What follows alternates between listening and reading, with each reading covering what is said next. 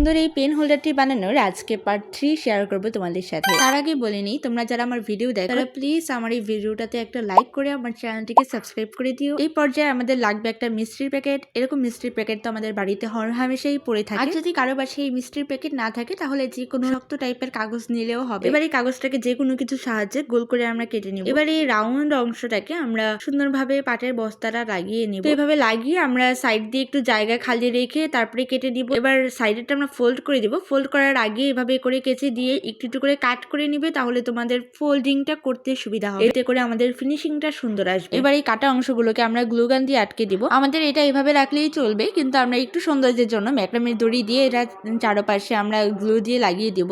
তাহলে এই তো রেডি। এবার আমরা বোতল তিনটাকে সুন্দরভাবে গ্লু গান দিয়ে একটার পর একটা লাগিয়ে দিব। আমি যে নিয়মে লাগিয়েছি, আপনাদের এটা মন চাইলে এভাবে লাগাতে পারেন বা আপনাদের মন পছন্দ মতো আপনারা যে কোনো স্টাইলে লাগাতে পারেন। আজকের ভিডিওটা এই পর্যন্তই রাখছি, বাকি পর্বগুলো আমরা পরের পার্টে দিব।